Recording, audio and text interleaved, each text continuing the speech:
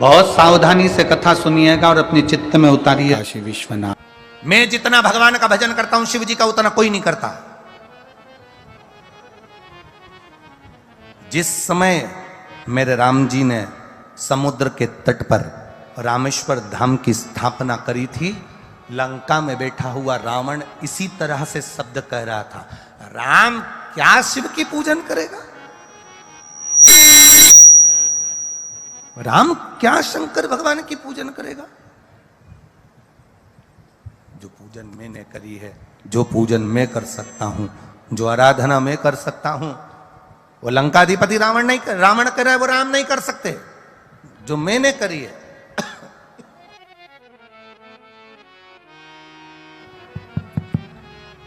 जो मैं कर सकता हूं वो राम नहीं कर सकते। रावण चीख कर चिल्ला कर कह रहा है।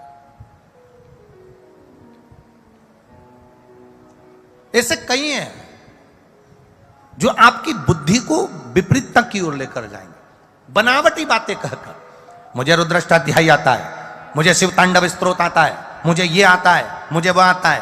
अरे दुनिया के लोगों को क्या मालूम, एक लोटा पानी लेकर आ गए, शंकर जी को चढ़ाया, चले गए, उनको क्या आता है।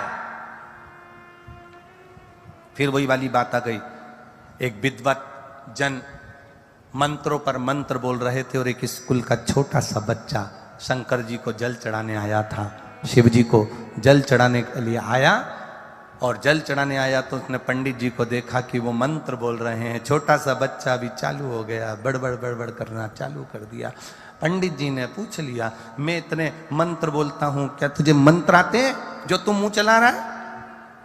हाँ, छोटा सा बच्चा था, जिद्दी। उसने कह दिया आते। बच्चा बच्चा होता, उसने कह दिया आते हैं, आते हैं सारे मंत्र, सारे स्तोत्र। बच्चे ने कहा आते हैं। बोल के बता। जल डालते जलते बोला, ABCDEFGHIJKLMNOPQRSTUVWXYZ। आ से अनार का, आ से आम का, का से कबूतर, खा से खरगोश, गा से गमला, घा से घड़ी, ढा से। पंडित जी ने कहा ये क्या बोल रहा है? बच्चा कहता है आपने जितने स्तोत्र पढ़े वो भी इन्हीं अक्षर के अंदर हैं। भगवान को मालूम है अक्षर में जमा लेगा, भगवान को मालूम है अक्षर कहां जमाना है। भगवान तुम्हारी बनावटी बातों से कभी प्रसन्न नहीं हो सकता। मेरा भगवान अगर प्रसन्न होता है तो तुम जो दिल से अगर उसको पुकार लो, दिल से कह लो, वो तुम्हारे सामने प्रकट होकर वर देकर चला जाता है। उसे बनावटी पसंद नहीं है, बनावटी पसंद।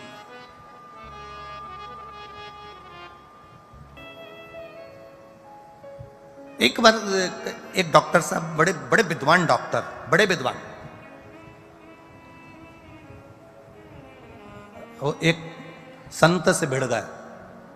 संत कहते थे भगवान दिल में रहता है। भगवान कहां रहता है? बोलो बोलो जम के, दिल में रहता है। डॉक्टर साहब भिड़ गए, बड़े विद्वान थे, सर्जरी करा करते थे, ऑपरेशन किया करते थे। एक दिन डॉक्टर साहब ने संत से आकर कहा, क्यों फालतू के प्रवचन देते हो, फालतू की चीजें बोलते हो? ये कोई बोलने वाली बात है कि भगवान दिल में रहता है? मैंने हार्ट के कम से कम 500 ऑपरेशन करे, एक भी हार्ट के अंदर, एक भी दिल के अंदर मुझे भोलेनाथ नहीं मिले। डॉक्टर कह रहा है, ए पंडित, ए संत, साधु, सन्यासी, तपस्वी, साधक, उपासक, क्यों झूठ बोल रहे हो? इतनी बड़ी बड़ी व्यासपीठ पर बैठते हो, प्रवचन देते हो, क्यों झूठ बोल रहे हो कि भगवान दिल में रहता है, हृदय में रहता है, हार्ट में रहता है? मैंने 500 ऑपरेशन करे, 500 सर्जरी करी, देश में विदेश में जाकर, इतने दिल खोले, इतने हार्ट खोले, एक हार्ट में मुझे महादेव नहीं मिले, दिल में कहीं मुझे महादेव नहीं मिले, फिर क्यों झूठा प्रवचन देते हो? संत ने कहा उत्तर में दूंगा, पहले जाओ, सामने गाय बंधी है, उस गाय का दूध निकाल के लाओ। संत गए, गाय का दूध निकालने के लिए। गाय के थन को हाथ लगा लिया, खींचा, तो भी गाय ने दूध नहीं दिया।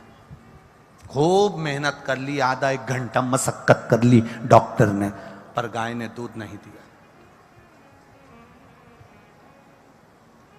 संत ने पूछा, डॉक्टर साहब गाय ने दूध दे दिया कि नहीं दिया?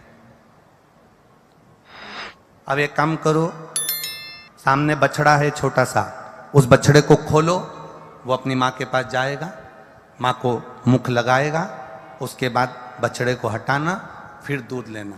बछड़ा खोला, दौड़कर अपनी माँ के पास गया, गाय के थन को बछड़े ने दूध पीना चालू करा, बछड़े को हटाया और दूध निकालना चालू करा, तो भगोनी भरकर डॉक्टर दूध निकाल कर लेकर आ गया।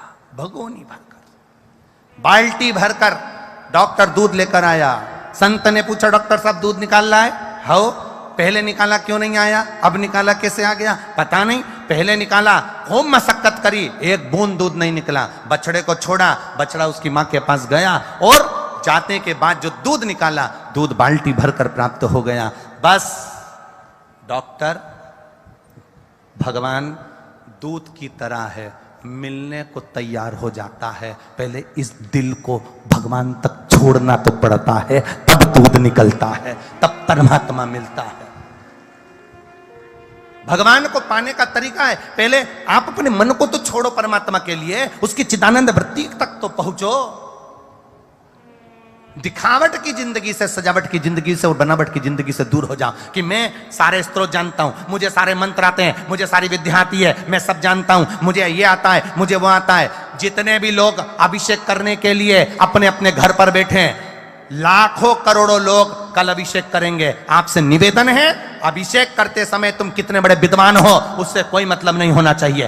पंडित जी मंत्र बोल रहे, साधना करा रहे, उससे मतलब नहीं। तुम्हारी चित्तवृत्ति शंकर से जुड़ी होना चाहिए, यह दिल परमात्मा में लगा हुआ होना चाहिए। तुम्हें यह विश्वास होना चाहिए कि मैं पार्थिव शिवलिंग का निर्माण कर रही हूं, मैंने पार्थिव शिवलिंग बनाया है, उसकी पूजन कर रही हूं, मतलब मेरा महादेव मेरे दुख हरने के लिए मेरे घर आया है और मेरा दुख कटेगा, ये निश्चित है, वो काट कर रहेगा। अकाल मृत्यु वो मरे जो काम करे चंडाल का, काल उसका क्या बिगाड़े जो भक्त हो महा काल का। मेरा शिव मेरे दुख हरेगा, मेरा शंकर मेरा काल हरेगा, मेरा शिव मेरे सम्मुख में आएगा। कई लोग कहेंगे आधी रात को अभिषेक करोगे, कोई कहेगा दिन में अभिषेक करोगे, कोई कहेगा रात्रि को अभिषेक करोगे। काल और महाकाल, बोलो जम के, कौन कौन? काल, काल मतलब समय, और महाकाल, ये दोनों ध्यान रखना। काल और महाकाल, इन दोनों का कोई समय नहीं होता। व्यक्ति क्या अपने घर वालों से कहकर जाता है कि मैं अभी 15 मिनट बाद मरूंगा? बोलो जम के बोलो। समय है मरने का? मृत्यु की कोई घड़ी होती है? मृत्यु का कोई समय होता है? मौत का कोई समय होता है? काल का कोई समय होता है? काल का कोई समय नहीं होता है। उसी तरह मेरे महाकाल के भजन का कोई समय नहीं होता। तुम्हारी मर्जी पड़े तब करिए, तुम्हारी मर्जी पड़े तब शिव का स्मरण करिए, क्योंकि काल और महाकाल इनके समय को नहीं देखा जाता।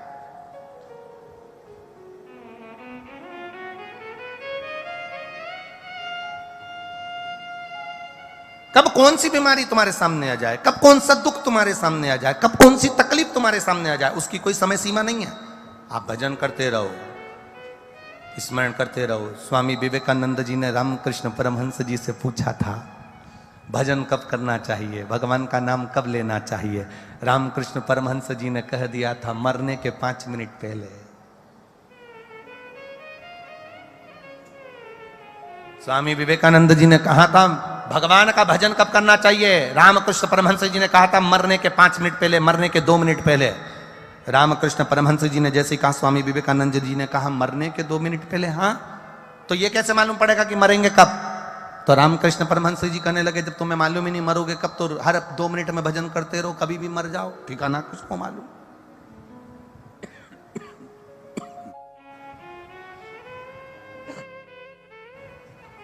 करो शिव का भजन।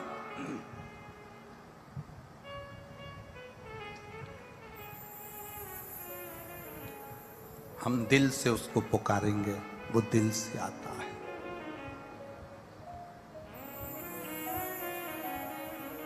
दिल से।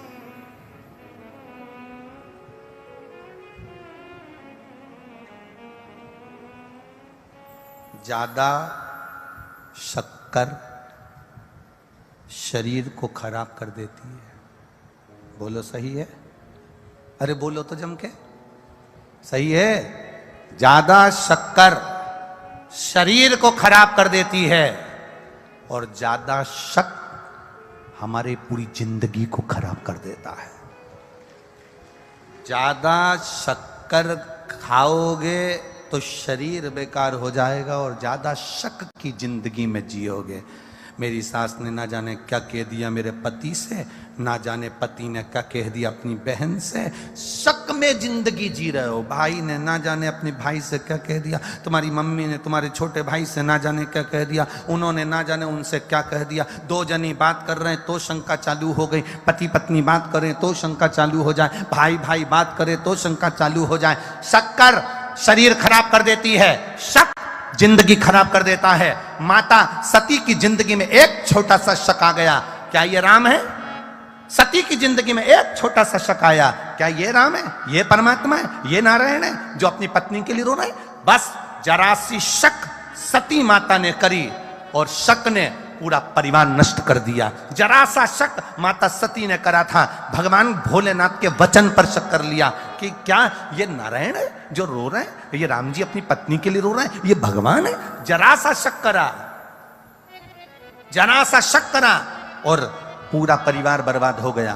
पूरा सती मैया जलकर भस्म हो गई, भोलेनाथ तप साधना में लीन हो गए, सब अलग अलग हो गए, सब कुछ नष्ट हो गया। जरा सा शक हमारी पूरी जिंदगी को, पूरे परिवार को, पूरे कुटुंब को, पूरे हमारी समाज को पूरा बर्बाद कर देता है। एक शक की जिंदगी मनुष्य को बर्बाद की ओर लेकर चली जाती है। कई लोगों के मन में शक आ जाता है, शंकर जी को जल चढ़ाएंगे तो ऐसा हो गया, तो शक में आ जाओ, बिल्कुल मत चढ़ाओ। कोई कहे रात्रि को शंकर जी का अभिषेक करेंगे, पूजन करेंगे, शक में बिल्कुल मत अभिषेक करो।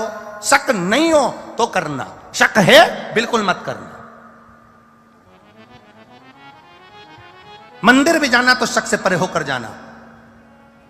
मैं शंकर जी के मंदिर जाऊंगी, किसी ने कुछ कह दिया तो शक में जा रहे हो।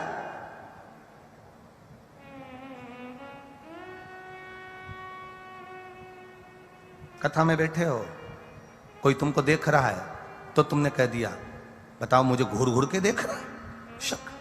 जब तू कथा में गई तो तेरा ध्यान कथा में होना चाहिए, तू उसको देखी काहे को, कौन तुझे घूर कर देख रहा है? शक जीवन नष्ट कर देता है। शक्कर वो कितनी बड़ी बात की, वो एक गरीब आदमी शक्कर के लिए कंट्रोल की दुकान के चक्कर लगाता है। कंट्रोल जानते ना? अरे बोलो तो जम के, जानते हो सरकारी सामान की दुकान जो होती है, आटा चाल शक्कर। गरीब आदमी शक्कर के लिए कंट्रोल की दुकान के चक्कर लगाता है, कंट्रोल के चक्कर लगाता है। और अमीर आदमी शुगर को कंट्रोल करने के लिए डॉक्टर के चक्कर लगाता है। दोनों में बहुत अंतर, बहुत अंतर, दोनों में बहुत अंतर। एक शक्कर खाने के लिए कंट्रोल की दुकान जा रहा है और दूसरा शक्कर को पचाने के लिए डॉक्टर के पास जा रहा है। कंट्रोल करना, कंट्रोल। शंका से दूर हो जाओ, दूर। कई लोग होते हैं, एक बुजुर्ग व्यक्ति रेल में सफर कर रहा था, ट्रेन में जा रहा था, बेचारा सीधा साधा था।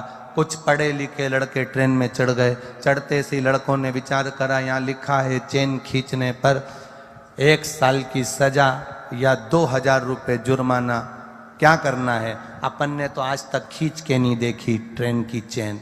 तो दूसरा बोला खींच लो, क्या जा रहा है?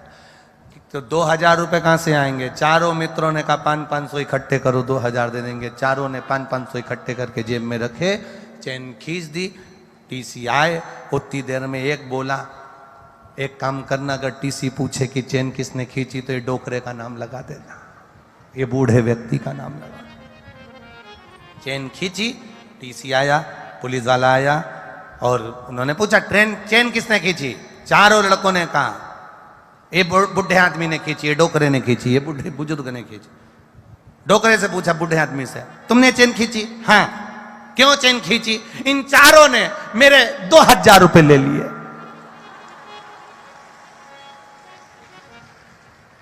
तुम कैसे कह सकते हो कि तुम्हारे 2000 रुपए लिया? ये पे काली शर्ट वाला है ना, इसके ऊपर वाली जेब में 2000 रुपए रखे, तुम देख लो, 500 के 4 नोट है। टीसी ने पुलिस वाले से कहा, निकाल, इसकी जेब में से निकाल जरा। और जो जेब में से निकाले तो 500 के नोट टीसी ने निकाल के बूढ़े आदमी को हाथ जोड़कर कहा, क्षमा मांगते हैं। और पुलिस वाले से इनके दे 2-4 दरकन ले चल, चारों। बताओ, ट्रेन में चोरी।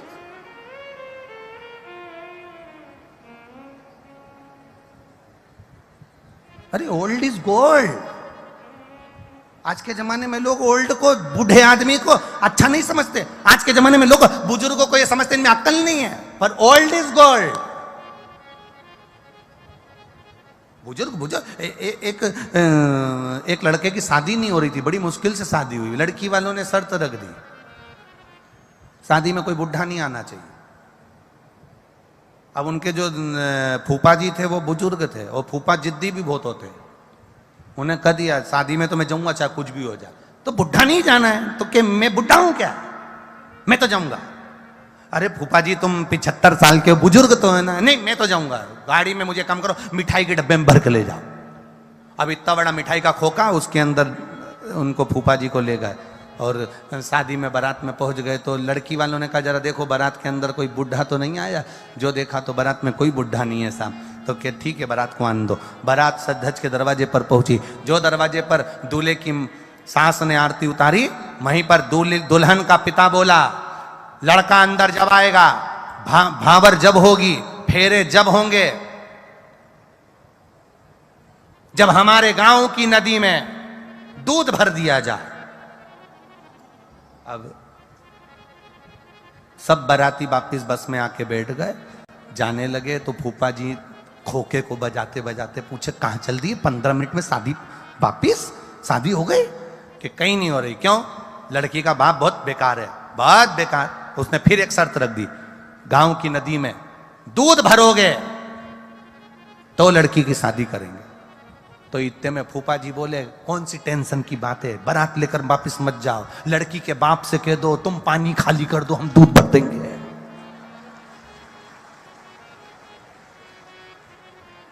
लड़की के बाप से कह दो तुम पानी खाली करो, हम दूध भर देंगे। इतने में सारे बाराती जाकर बोल दिए लड़की के बाप से, तुम नदी का पानी खाली करो, हम दूध भर देंगे। लड़की का पिता बोला, डोकरा जरूर आया है, पक्का है, बुढ़ा आया है, शादी में जरूर आया, क्योंकि ये अकल बुढ़ा ही दे सकता, कोई दूसरा दे ही नहीं सकता। लोग भले कहें बुजुर्ग में अकल नहीं रही, तुम में अकल नहीं रही। लोग कहें आजकल के लोगों में, बड़ों में कोई अकल नहीं है। बच्चे कह देते हैं, पिताजी तुम में अकल नहीं, माँ तुम में अकल नहीं, चाची तुम में अकल नहीं, काकी तुम में अकल नहीं। जो बुजुर्ग का निर्णय होता है वो श्रेष्ठ होता है, जन कल्याण का होता है, सहज नहीं होता, सरल नहीं होता। शक से दूर हो जाओ। शक्कर हमारे शरीर को खराब कर देती है, और शक हमारी जिंदगी को खराब कर देता है, हमारे परिवार को बर्बाद कर देता है। शक। एक पत्नी पति पर शक करती रहे, पूरा घर बर्बाद हो जाएगा। पति पत्नी पर शक करता रहे, पूरा घर बर्बाद हो जाएगा। बेटा बाप पर शक करता रहे, बाप बेटे पर शक करता रहे, पूरा घर बर्बाद हो जाएगा। एक दूसरे में शक की जिंदगी से हमें पृथक होना है, दूर होना। दिखावट, बनावटी भाषा से भगवान को मत रिझाना। दिल से कहना, बाबा मेरे पास चढ़ाने के लिए कुछ भी नहीं है, तूने जो शरीर दिया है इससे भजन कर लेती हूँ, नेत्र दिया है दर्शन कर लेती हूँ, मुख दिया है भजन कर लेती हूँ, कान दिए हैं कथा सुन लेती हूँ। और मेरे बाबा मैं जानती हूँ तेरी कथा में अगर बैठी हूँ ना, और विश्वास के साथ बैठी हूं ना, तो तू मेरी झोली कभी खाली नहीं भेजता, तू भरकर ही भेजता है। ये तेरा एक आनंद है। एक जितने लोगों को भी श्री शिवाय नमस्तुभ्य माता हो स्मरण में रहता हो, थोड़ा आवाज से हमारी आवाज आप तक पहुंचे, आपकी आवाज हम तक पहुंचे। ऐसा दिल से बाबा से पुकार करिएगा। श्री शिवाय नमस्तु, श्री शिवाय नमस्तु, श्री शिवाय नमस्तु, श्री शिवाय नमस्तु, श्री शिवाय नमस्तु। भोला सब दुख काटो मारा, ओ भोला सब दुख काटो मारा। शिव शंकर जपो तेरी माला, भोले बाबा जपो तेरी माला।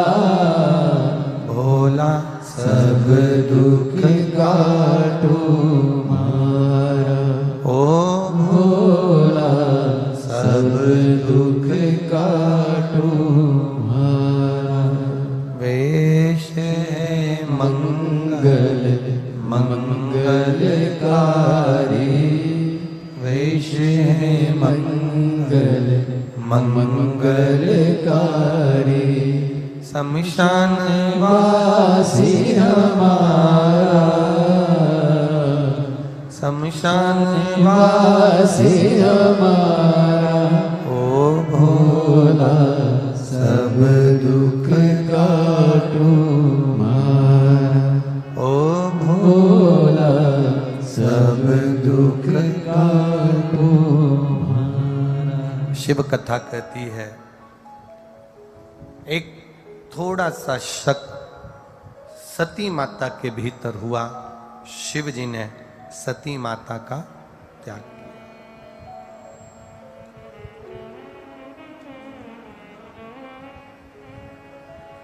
त्याग मां सती परीक्षा जरूर लेकर आ गई। माता सती परीक्षा जरूर ली है माता सती ने, पर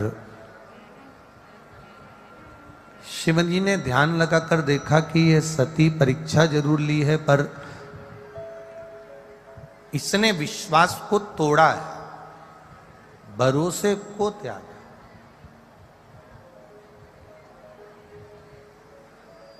बनावटी जो भाषा होती है, बनावटी जो बातें होती हैं, बनावटी जो भाषा बोली जाती है, वो रिश्ते को तोड़ देती है, संबंधों को समाप्त कर देती है।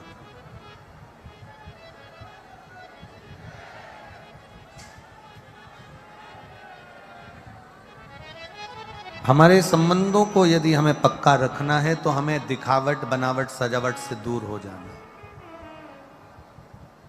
एक बात बहुत अच्छी अपने जीवन में उतारिएगा।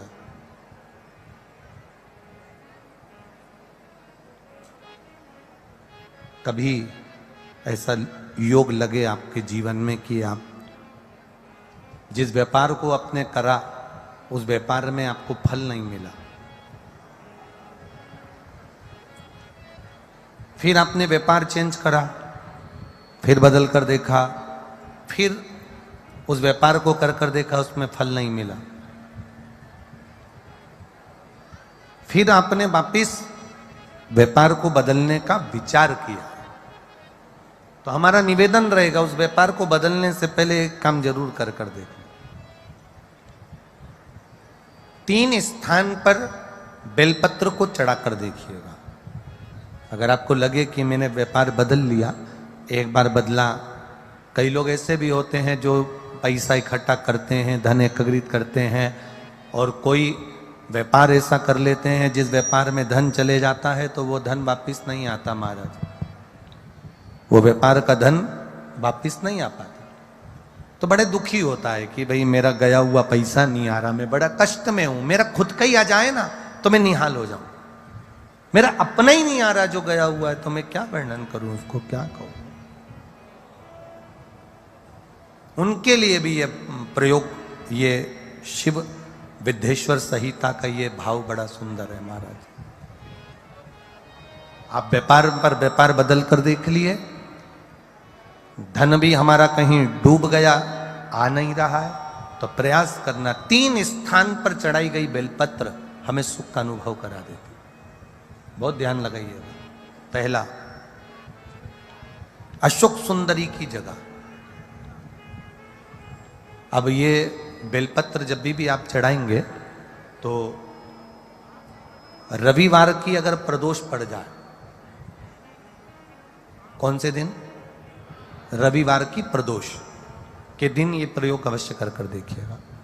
ज्यादा बार नहीं करना है, केवल एक ही बार करना, बाबा उस स्वयं कृपा करेगा।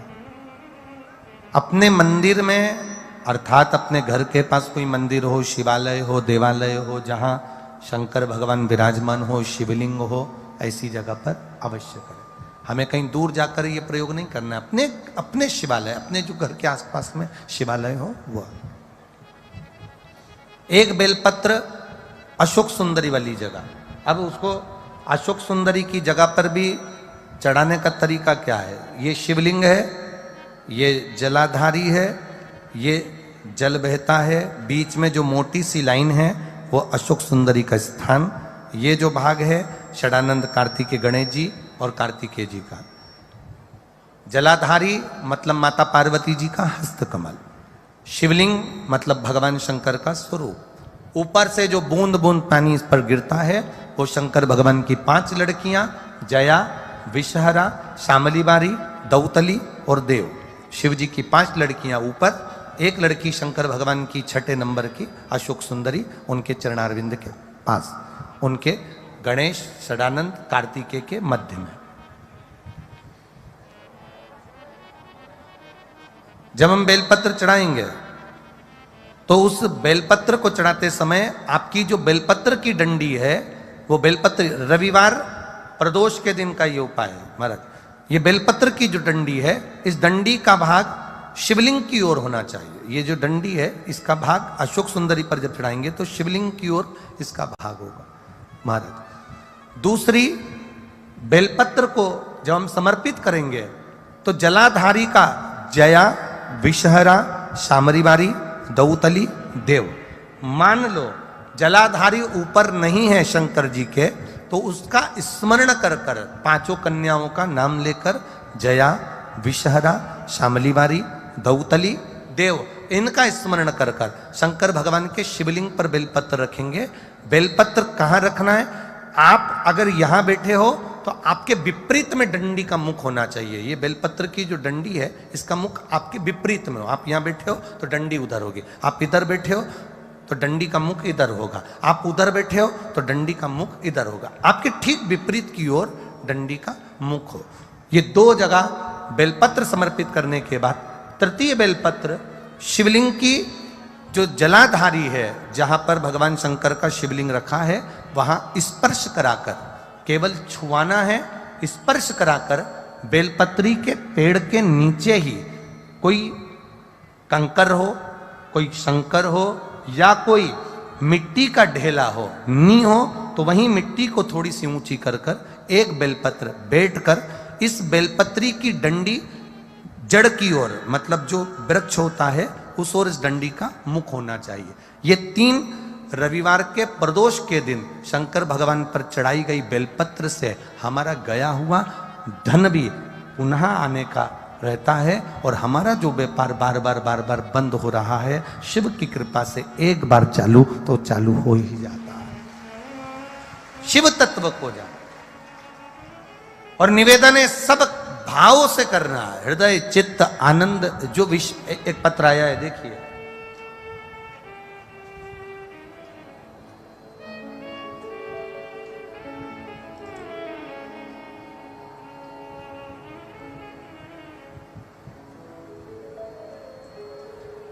मैं सुशीला देवी भिवानी राजस्थान से आई हूं। कहीं बैठी हो सुशीला देवी तो हाथ हिला सकती हैं। भिवानी राजस्थान। मैं सुशीला देवी भिवानी राजस्थान से आई हूं। गुरुदेव मैं बाबा का क्या वर्णन करूं। मेरा लड़का सरकारी नौकरी की तैयारी कर रहा था पर उसका जॉब नहीं लग पा रहा था। तब मैंने आपकी पंच बेलपत्र का प्रयोग करवाया और पंच बेलपत्र वाला प्रयोग कराया तो बाबा की कृपा से, पशुपतिनाथ की कृपा से मेरे बेटे का सरकारी जॉब लग गया। इसलिए मैं बाबा को यहां प्रणाम करने के लिए आई हूं। यह शिव तत्व है, वो घड़ी है। और ऐसे कई पत्र हैं जिन पत्रों में आप लोगों की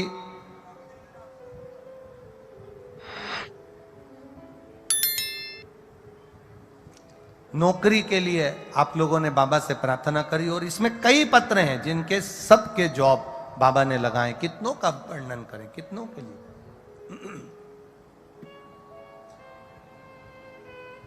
एक विश्वास के साथ, एक भरोसे के साथ, एक दृढ़ता के साथ आप शिव की आराधना करें। 3 स्थान पर बेलपत्र।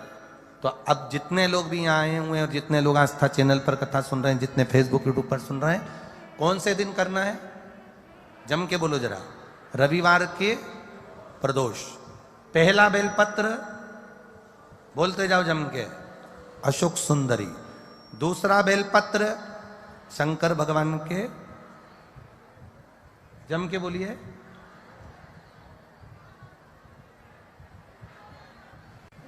जम के बोलो जरा। दूसरा बेलपत्र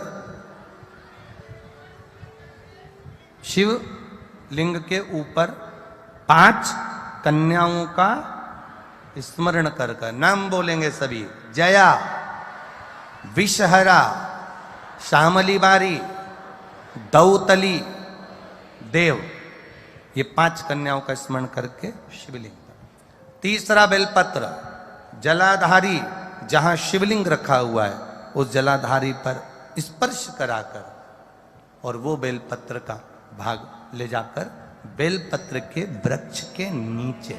अब बेलपत्र के वृक्ष के नीचे ऐसा क्या होता है गुरुजी कि बेलपत्र के वृक्ष के नीचे भी बेलपत्र चढ़ाने का फल मिलता है? ऐसा है क्या? तो महाराज कुर्म पुराण अध्याय 23 कभी ध्यान से पढ़ना उसको। स्कंद पुराण को ध्यान से पढ़ना। कभी मौका मिल जाए तो गर्ग संहिता को स्मरण करिएगा और कभी मौका मिल जाए तो विष्णु पुराण, नारद पुराण का स्मरण करिएगा और कभी मौका मिल जाए अगर हो तो नरसिंह पुराण का भी स्मरण कर कर आप उसमें पढ़ेंगे कि बेलपत्र के पेड़ के नीचे एक बार भगवान नारायण ने लक्ष्मी को सेवा के लिए रोका है।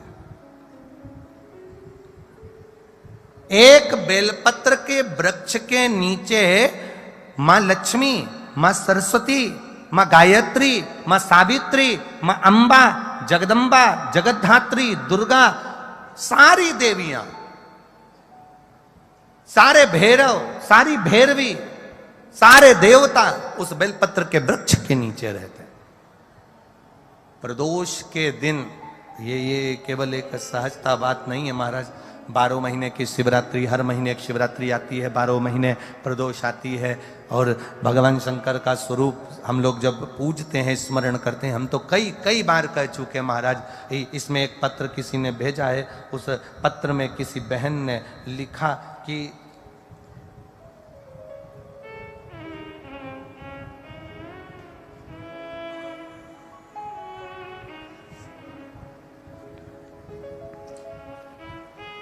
मेरा नाम पिंकी सोखिया है, मैं नगर भरतपुर से आई हूं। ये पुष्टे पर उन्होंने लिख के भेजा है।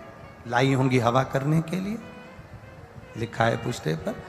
कहीं बैठी हो पिंकी सोखिया, मैं नगर भरतपुर से आई हूं। कहीं बैठी हो तो अपने दोनों हाथ हिला सकती हैं, पिंकी सोखिया। इन्होंने पत्र में लिखा है, गुरुजी मैं क्या वर्णन करूं, आप व्यासपीठ से कह देते हो शंकर भगवान के उपाय, हम दिल से करते हैं ना। एक दुकान थी गुरुदेव, वो कभी नहीं चलती थी, बहुत दुखी थे। आज बाबा ने ऐसा हाथ पकड़ा कि पहले नंबर पर दुकान मेरी चल रही है और मैं बाबा को यहां प्रणाम करने आया। ये शिव तत्व है, यो घड़ी, ये त्रिकालदर्शी या कैलाशी या अविनाशी है। उसका किया गया भजन, उसका किया गया स्मरण, उसकी भक्ति। हमें सुख प्रदान कर देती। अरे खाली न जाता कोई, बोलो बोलो जम के, खाली ना जाता कोई।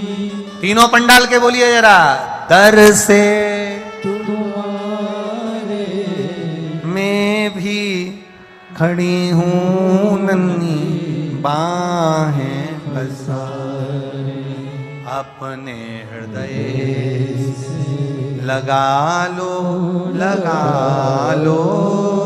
गिरा जा रहा हूँ, उठा लो भोले अपने दर से अब तो न टालो, गिरी जा रही हूँ, उठा लो। दिल से पुकारो उसको, दिल से कहो उससे, सुनेगा। आधा मन तुम्हारा कहीं लगा है, आधा मन कहीं लगा है।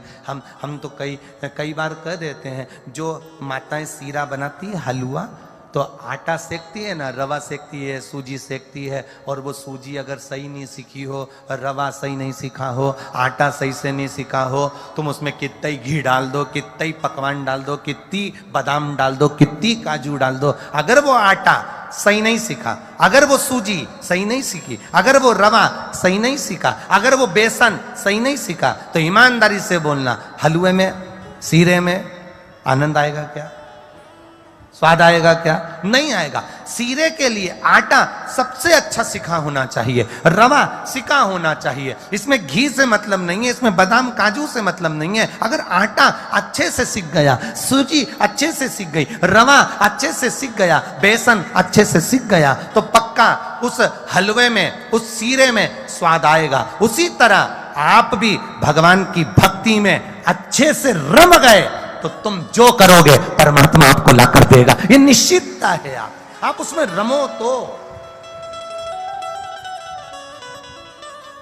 हम बनावट से जरा दूर तो हटे, हम तो बनावट में लगे। तिलक लगा लिया तो बहुत बड़े महाराज हो गए, बहुत बड़े। हमारे बराबर कोई शंकर जी का उपासक नहीं है। खूब सारी माला पहन ली तो हमारे बराबर शंकर जी का उपासक नहीं। कपड़े चेंज कर लिए तो हमारे बराबर कोई शंकर का उपासक नहीं। ना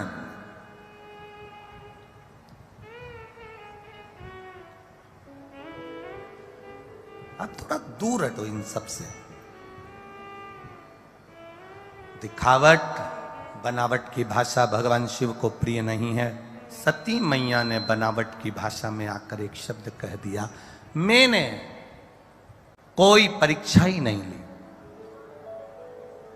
असत्य बोल गई मां। एक झूठ व्यक्ति की जिंदगी को बर्बाद कर देता है। एक कौवे को एक हंसनी पसंद आ गई। कौवा उस हंसनी को अपने घर लिया है। अब हंस को बड़ा दुख हुआ। हंस ने थाने में जाकर रिपोर्ट कर दी, मेरी हंसनी को कौवा ले गया, मुझे मेरी हंसनी दिलवा। थानेदार ने रिपोर्ट लिख ली, केस चालू हो गया, अदालत में बात पहुंच गई। कौवे को मालूम पड़ा कि हंस ने केस लगाया है हंसनी के लिए और ये अदालत तक पहुंच गई है बात, तो कौवा जज के घर गया और जज के घर जाकर कौवे ने जज साहब से कहा, जज साहब, व्यक्ति की 7 पीढ़ी बैकुंठ में है कि नरक में, या तो कौवा जानता है या ब्राह्मण जानता है। इसलिए श्राद्ध में दोनों की महाप्रसादी होती है, दोनों का भोजन होता। ब्राह्मण भी जानता है कि 7 पीढ़ी कहां है और कौवा भी जानता है 7 पीढ़ी कहां। मैं आपकी 7 पीढ़ी को देख रहा हूं, आपके दादा परदादा को देख रहा हूं। मैं, अगर तुमने मेरा एक काम कर दिया, हंसनी को मेरा बना दिया अदालत में, मैं तुम्हें जीते जी तुम्हारी 7 पीढ़ी से मिला दूंगा। जज साहब, बस एक काम तुम्हें करना है, मेरी हंसनी बना देना है। कौवा कहकर चले गया। जज साहब कुर्सी पर बैठ गए, निर्णय चालू हुआ। निर्णय सुनते सुनते जज साहब ने निर्णय दे दिया कि हंसनी हंस की नहीं, हंसनी तो कौवे की है। हाहाकार मच गया पूरी अदालत में, यह निर्णय गलत हुआ है। पर बोले तो बोले कौन? निर्णय जज ने दिया है। जज ने निर्णय दिया, हंस रोता हुआ बाहर निकल गया। कौवे से जज साहब ने कहा, कौवे मैंने तेरा काम कर दिया, हंसनी को तेरा बना दिया, अब तू चल मेरे दादा परदादा से, मेरी 7 पीढ़ी से मुझे मिलवा। तूने कहा था जीते जी मिलवाऊंगा। कौवा कहता है मेरे पीछे चलो। कौवा आगे आगे उड़कर चला, जज साहब गाड़ी लेकर पीछे पीछे चले। चलते चलते चलते चलते चलते एक घने जंगल में पहुंच गए। नगर से बाहर, खेड़े से बाहर, शहर से बाहर, गहरी खाई के पास पहुंच गए। कौवे ने जज साहब से कहा आओ गाड़ी से बाहर निकलकर। जैसे ही जज गाड़ी से बाहर निकला, बहुत तेज बदबू आ रही थी। जज ने मुख पर रुमाल रखा, रुमाल रखकर कहता यहाँ कहां लेकर आ गया? कौवा कहता है जज साहब आगे तो आओ। जज और आगे आए, एक मरा हुआ कुत्ता पड़ा था। उस मरे हुए कुत्ते के पास में 2 इल्लियां थी, एक सफेद एक काली। उसी समय पर कौवे ने कहा जज साहब ये जो 2 इल्ली दिख रही है ये तुम्हारे दादाजी और तुम्हारी दादी जी हैं। कौवा तू तो कहता था मेरे दादा दादी बैकुंठ में, मेरे दादा दादी तो अच्छी जगह पर बैकुंठ में विराजमान है, तू तो मुझे जीते जी मिलवा रहा था, फिर ये नरक में मेरे दादा दादी को, मेरे माता पिता को तू इस नरक में क्यों दिखा रहा है? कौवा कहता है जज साहब जिस समय मैंने कहा था तुम्हारे दादा दादी बैकुंठ में ही थे, पर आपने अपनी कुर्सी पर बैठकर एक निर्णय गलत कर दिया, इसलिए तुम्हारे दादा दादी को नरक में फेंक दिया। एक निर्णय, एक झूठ, एक असत्य, एक अपशब्द तुम्हारी 7 पीढ़ी को उठाकर नरक में पटक देती है। दिन भर तुम मोबाइल पर कितना झूठ बोलते हो, दिन भर तुम कितना झूठ बोलते हो, तो तुम्हारे पूर्वज बैकुंठ में या पितृलोक में नहीं मिलने वाले, यहीं गटर में कहीं पड़े हुए मिलेंगे, उनको ढूंढना तुम। एक झूठ 7 पीढ़ी को नरक में लाकर छोड़ देती है। तो दिन भर में कितना झूठ बोलते हो, कितना कपट करते हो, कितनी बेईमानी की जिंदगी जीते हो। जरा विचार करना कि हमारे पूर्वज क्या बैकुंठ में मिलने वाले हैं? हमारे पूर्वज क्या स्वर्ग में मिलने वाले हैं? एक झूठ 7 पीढ़ी को नरक में पटक देता है। शंकर भगवान के सामने माता सती ने केवल एक झूठ बोला और उस झूठ का परिणाम यह निकला कि सती को भी प्राण त्यागना पड़े और सती के पिता को बकरे का मुंह लगाना पड़ा। एक झूठ उसके पिता को भी पशु बना देता। एक झूठ व्यक्ति की 7 पीढ़ी को नरक में ले जाकर पटक देता। और तुम झूठ बोलकर खुश हो रहे, मेरे बराबर कोई अप टू डेट नहीं, दिन भर झूठ बोलो मोबाइल पे। कोई पूछे कहाँ हो तो के दुकान पे लगाओ तो घर पे के तो दुकान पे, यहाँ के हो तो वहाँ के हो तो वहाँ। 24 घंटा झूठ छल कपट प्रपंच की जिंदगी जी रहा है और सोचे कि परमात्मा मेरे दिल की मुराद पूरी कर दे। भगवान के तेरे जैसा कपटी नहीं देखा संसार में। कहाँ आफत में पड़ा? दिल से पुकारो। अब कई लोग कहते हैं गुरुजी भगवान को रिझाने के लिए हम कौन कौन सा प्रयास करें? हम कहें पहला प्रयास, भगवान को दिखावट पसंद नहीं है, भगवान को बनावट पसंद नहीं है और भगवान को सजावट पसंद नहीं है। पहला प्रयास करना, जैसे हो वैसे रहो, जैसे बोलते हो वैसे रहो। अपनी जिंदगी को दिखावे से मत करना कि मैं बहुत अप टू डेट बनकर जाऊंगा तो किसी को प्रसन्न कर लूंगा। अच्छे कपड़े पहनकर, अच्छे आभूषण पहनकर आप दुनिया को प्रसन्न कर सकते हो, पर अच्छा मन रखकर तुम महादेव को प्रसन्न कर सकते हो। ये तुम्हारे भीतर की श्रेष्ठता है।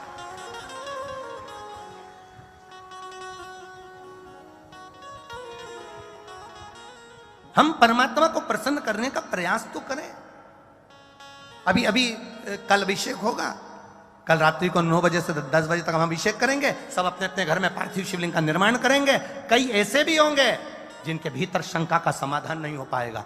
करें ना करें, क्या करा जाए? रात्रि का अभिषेक करेंगे ना करेंगे? शिवरात्रि का अभिषेक करें कि ना करें? ऐसा तो नहीं, वैसा तो नहीं। तुम अपनी, और कई लोग आपको भड़काने का काम करेंगे कि कैसे भी अभिषेक ना हो, ना करें, और आप उनके कहने में आकर अपनी जिंदगी को फिर 1 साल के लिए पीछे धकल दोगे।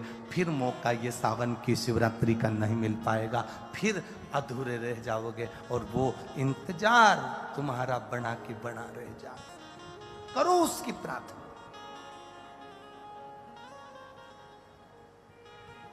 दिखावट की जिंदगी से दूर हो जा।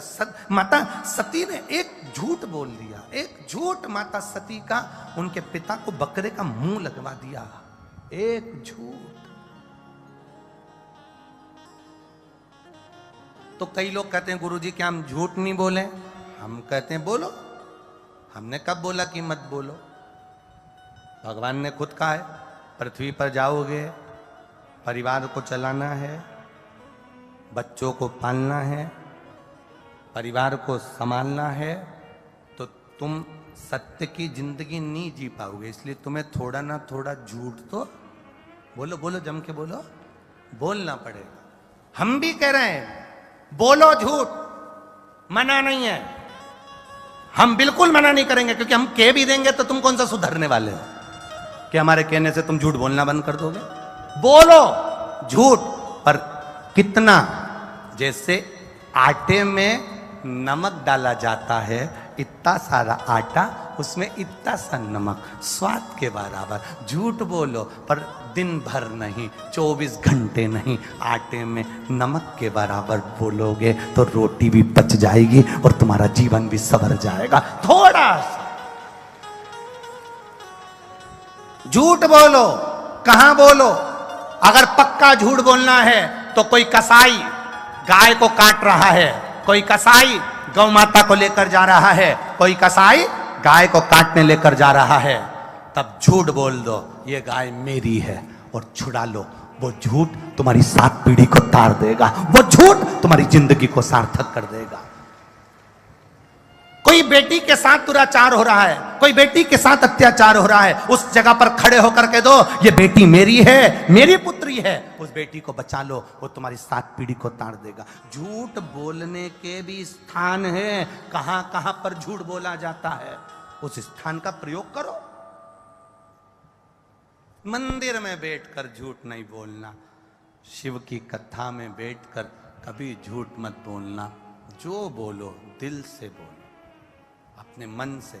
ये शिव पुराण में कई लोग कहते हैं गुरुजी कहाँ से बोलते हैं, क्या बोलते हैं, क्या वर्णन करते हैं। हम उनसे एक ही बात कहते हैं, ये गीता प्रेस गोरखपुर की शिव महापुराण की पोथी तुम सबके पास में, जहाँ से बोल रहे हैं आप सबको मालूम है, आप उसका स्मरण करिए।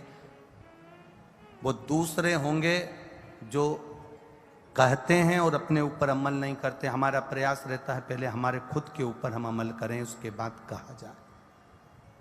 आप अपने ऊपर पहले प्रैक्टिकल कर देखो, तब जीवन का आनंद होगा।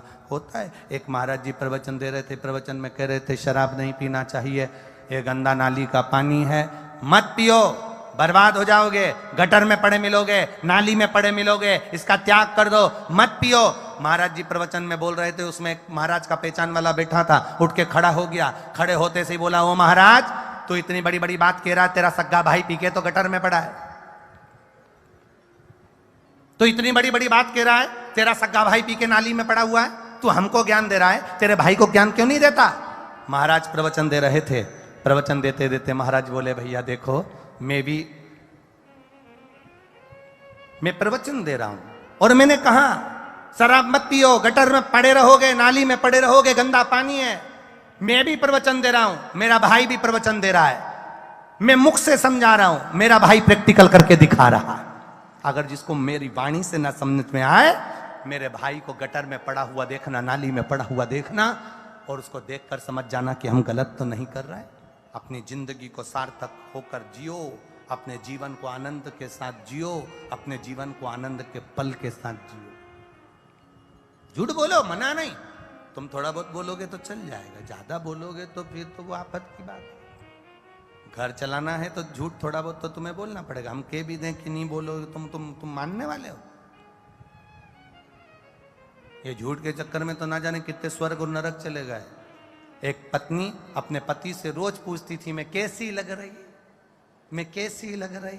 पति रोज बेचारा कह देता था तू तो एकदम जोरदार लग रही, बहुत सुंदर, तेरे बराबर तो सारी हीरोइन फेल, तू देवलोक की अप्सरा लग रही। वो रोज सुबह से नहाए धोए तैयार हो और अपने पति से पूछ ले मैं कैसी लग रही। कभी इधर पिन लगा के पूछे, कभी इधर पिन लगा के पूछे, कभी रोज पूछे मैं कैसी लग रही। वो इतना विद्वान व्यक्ति था, इतना विद्वान, उसकी लोग पूजन करते थे, उसको नमन करते थे। और वही विद्वान व्यक्ति नरक में पड़ा था। मोहल्ले के लोगों ने देखा हम स्वर्ग में और हमारे यहाँ का विद्वान व्यक्ति नरक में। पूछा विद्वान जी आप नरक कैसे पहुंच गए, आप तो इतने बड़े ज्ञानी थे, आप दुनिया को प्रवचन देते थे, आप नरक कैसे पहुंच गए। इतने में विद्वान व्यक्ति की आंख से आंसू बह गए, ये मेरी पत्नी के कारण नरक जा रहा हूं। तो पत्नी ने ऐसा क्या कर दिया जो तुम नरक जा रहे। वो रोज सुबह से तैयार होकर मुझसे पूछती थी मैं कैसी लग रही, और मुझे रोज झूठ बोलना पड़ता था कि तू हीरोइन लग रही है।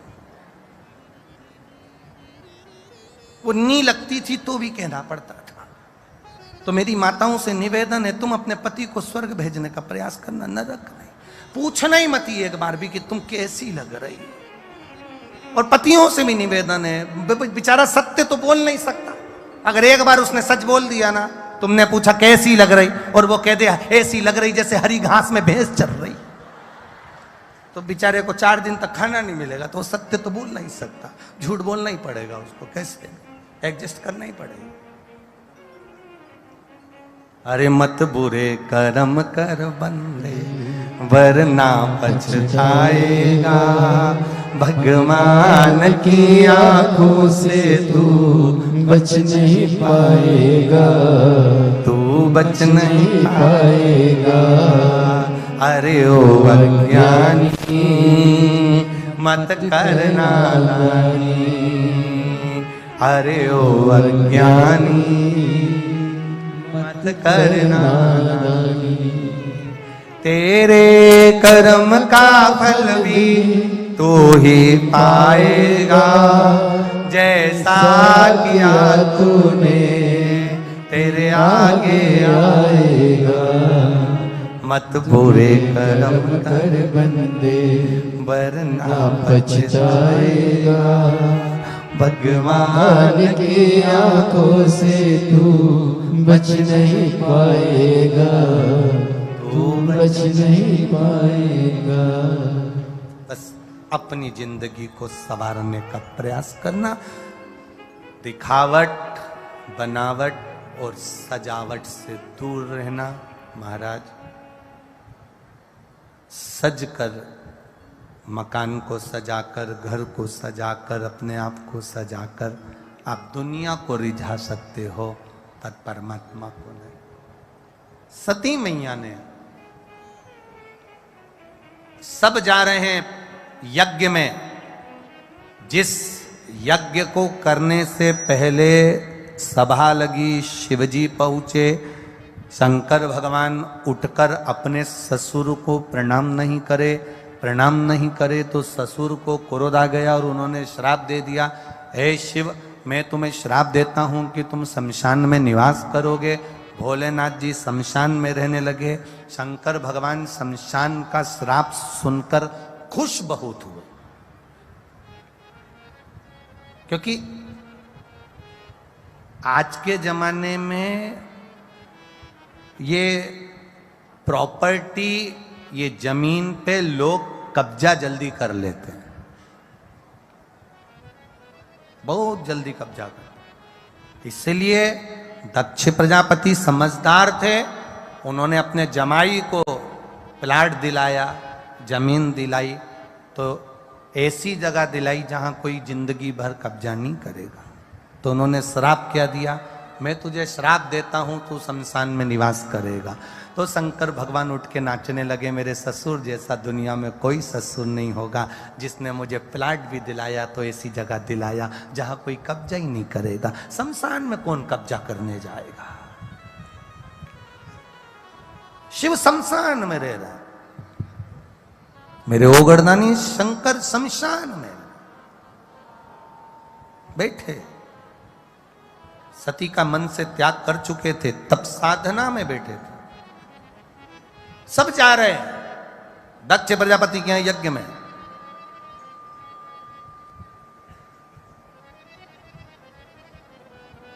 दुनिया के लोगों की बहुत बुरी आदत है, रिश्तेदारों को मालूम है कि इसकी इससे नहीं बनती और इसके यहां पत्रिका नहीं आई, तो जान करके फोन लगा के पूछेंगे, चाची जी आप वो भेरू सिंह क्या जाओगी क्या?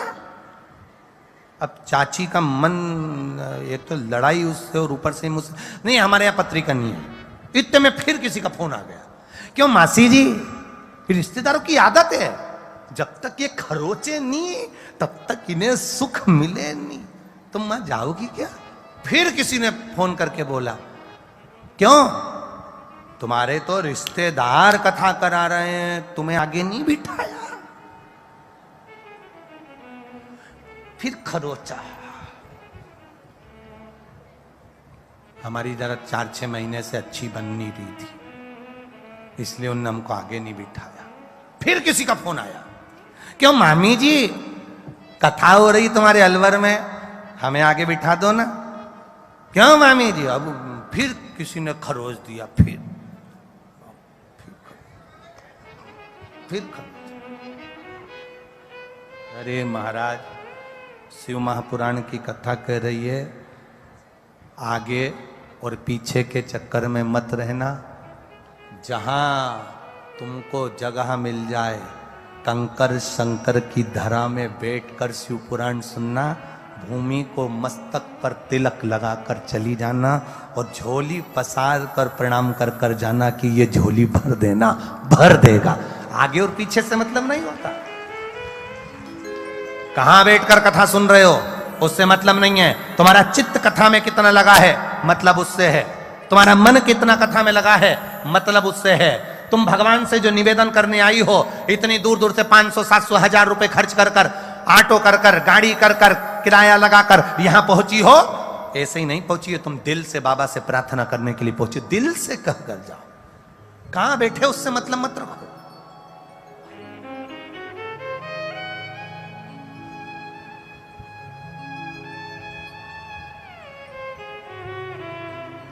सती मैया को कहा, सती का हृदय जला, उनके मन में आया कि मैं जाऊं। शिव जी से कहा मुझे जाना है, भोलेनाथ ने समझाया मत जाओ, क्या करोगी जाकर, अपने पिता के यहां उन्होंने नहीं बुलाया, नहीं मानी, चली गई यज्ञशाला में कूद कर अपने प्राणों को त्याग दिया। बहुत बड़ी गलती कर गई सती मां, बहुत बड़ी गलती। प्राण छोड़े भी तो यज्ञशाला के अंदर छोड़े, यज्ञ कुंड में जली, गलती कर गई। तुम्हारा कितना भी लड़ाई हो, तुम्हारा कितना भी विवाद हो, तुम्हारी एक दूसरे से कितना भी विवाद हो, कितनी भी लड़ाई हो, कितना भी तुम्हारी दुश्मनी हो, पर कोई धर्म का कार्य हो रहा हो, सत्कर्म हो रहा हो, अपने नगर में, परिवार में, कुटुंब में, अपने क्षेत्र में, कहीं अगर भगवान की कथा हो रही हो, यज्ञ हो रहा हो, अच्छा कार्य हो रहा हो, तुम्हारी कितनी भी एक दूसरे से लड़ाई हो, पर उस धर्म के कार्य में तुम विघ्न उत्पन्न मत करना। सती मैया ने गलती कर दी, यज्ञ की कुंडी में कूद कर मर गई। शंकर भगवान को क्रोध आ गया और अपनी पत्नी को श्राप दे दिया, ए सती तू यज्ञ की अग्नि में कूद कर मरी है। नगर में कार्य हो, अच्छा कार्य अपने नगर में हो रहा हो, यज्ञ हो रहा, अनुष्ठान हो रही, कथा हो रही है, शिव कथा, राम कथा, भागवत कथा, कुछ भी हो, बन सके तो उसमें सहयोग करो, टांग मत खींचना। अगर जो टांग खींचते हैं ना वो हाथ के रहते हैं ना टांग के रहते, टांग मत खींचना, बन सके तो सहयोग करना, बन सके तो सपोर्ट करना। सती तूने अग्नि में कूदकर, यज्ञ की अग्नि में कूदकर प्राण त्यागे, मैं तुझे श्राप देता हूं सती, तू कोयल की योनि पाएगी। पार्वती के जन्म के पहले माता सती को कोयल बनना पड़ा था। कोयल बनकर घूमती रही, प्रणाम कर कर निवेदन करा, कब छूटूंगी कोयल की योनि से। कहा जब 2 आषाढ़ पड़ेंगे, आषाढ़ का अधिक मास पड़ेगा, 2 आषाढ़ पड़ेंगे, तब कोकिला व्रत होगा। उस कोकिला व्रत में तू कोयल की योनि से छूटेगी, तब तू पार्वती की योनि में जाएगी और तब मुझे पाएगी। ये जन्म का कोई वृतांत साधारण है।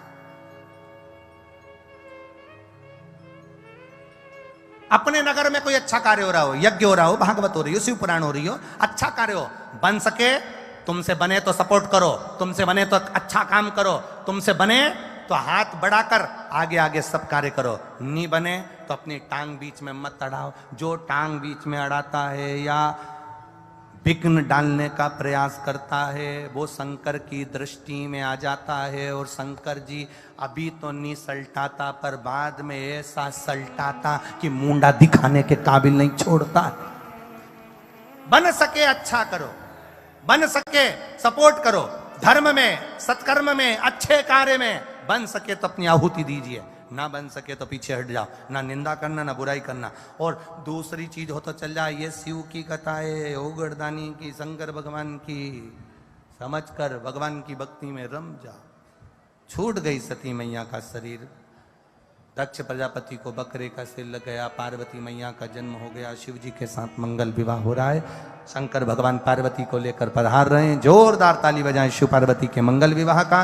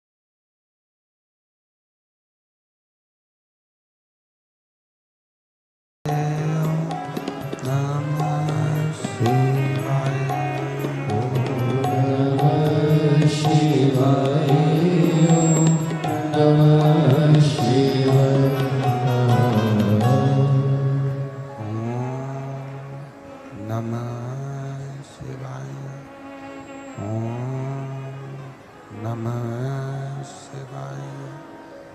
ओम नमः शिवाय। ओम नमः शिवाय। ओम नमः शिवाय।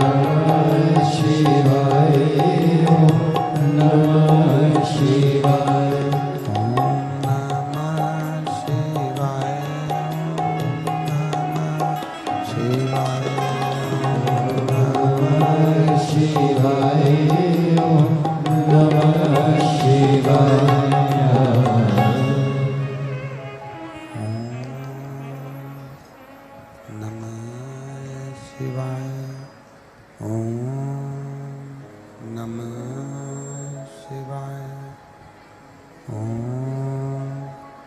नमः शिवाय। विश्वनाथ भगवान की जय हो। महाकालेश्वर भगवान की जय हो। ओमकारेश्वर भगवान की जय हो। हर हर महादेव। हर हर महादेव। हर हर महादेव। हर काशी विश्वनाथ ओगरदानी त्रिकालदर्शी कैलाशी अविनाशी भगवान शिव, जिनकी पुनित पावन शिव महापुराण की कथा संपूर्ण विश्व के कल्याण हेतु बाबा देवादिदेव महादेव की कृपा से श्रवण करने का सौभाग्य प्राप्त हुआ है। राजा भर्तरी की पुण्यमय पावनमय आनंदमय तपोस्थली अलवर राजस्थान, जहाँ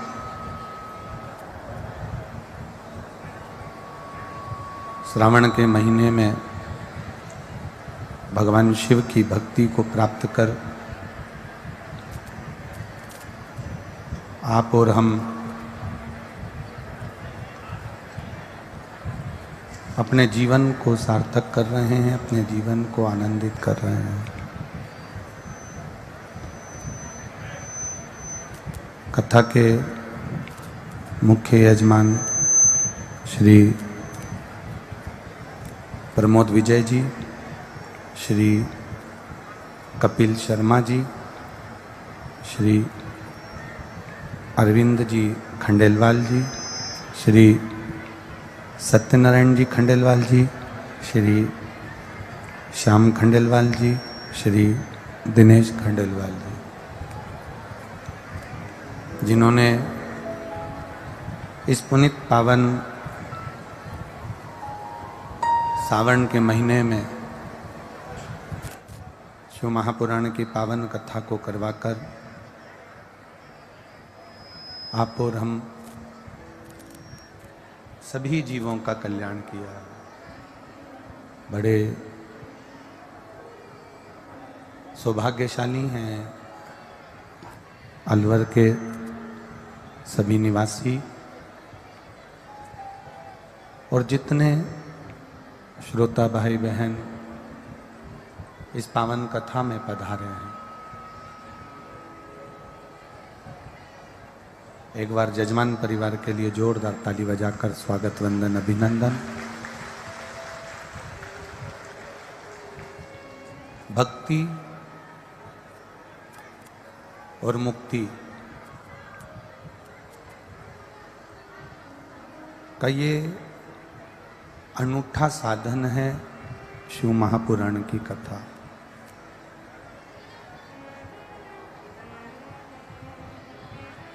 भक्ति के बल पर हम अगर मुक्ति के पथ पर चलें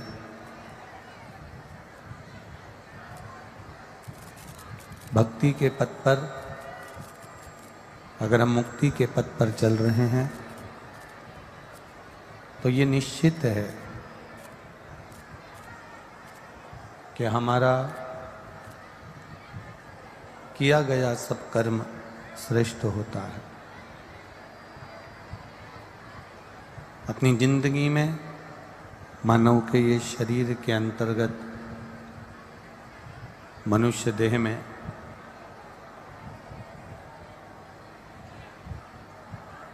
चौरासी लाख योनियों में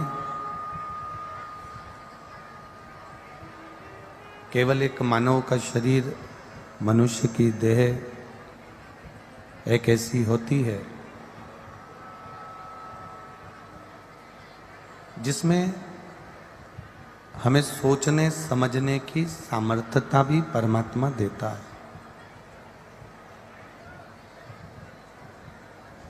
84 लाख योनियों में केवल एक मानव की देह ऐसी होती है जिसमें हम भोजन और भजन दोनों करते हैं। 84 लाख योनियों में केवल एक मनुष्य की देह ऐसी होती है जिसमें किया गया हमारा कर्म पाप और पुण्य में गिना जाता है।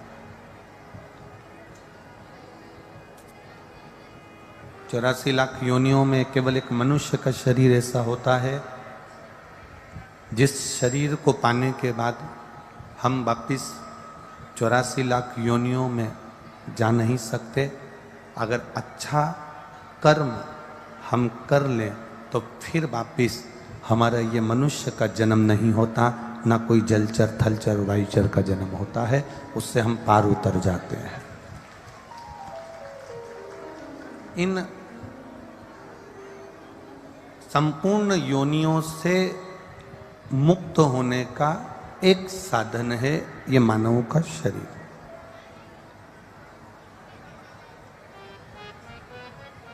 बहुत ध्यान देना महाराज, सुबह 6 बजे से आप लोग इस कथा का इंतजार करते हो, 4-4, 5-5 बजे से उठ के बैठते हो, तब जाकर दोपहर में 1 बजे से 4 बजे तक ये कथा आपको मिलती है।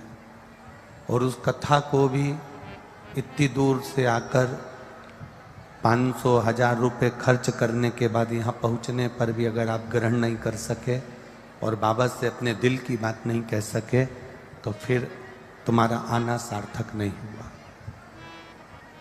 अगर आए हो तो कथा को ये बोलने वाले बोलते रहेंगे, कार्यकर्ता अपना काम करते रहेंगे, आप अपनी चित्त वृत्ति को बाबा से जोड़ने का प्रयास करो। जितना जोड़ोगे उतना परमात्मा की कृपा पाकर जाओ। अंतिम है ये मनुष्य का शरीर। कितनी योनियां हमने काटने के बाद में, कितनी योनियों को निकालने के बाद में ये मानव का जो शरीर मिला है, मानव की जो देह मिली है, इसके बाद हम इस शरीर को पाने के बाद भगवान का इतना भजन कर कर जाएं, इस शरीर को पाने के बाद हम भगवान का इतना मंत्र जाप कर कर जाएं, इतना नाम जाप कर कर जाएं कि फिर वापिस हमारा जन्म इस पृथ्वी पर ना हो। स्वयं जगतगुरु शंकराचार्य जी, जिन्होंने कहा कि पुनरपि जननम और पुनरपि मरणम के प्रपंच से हमें बाहर निकलना।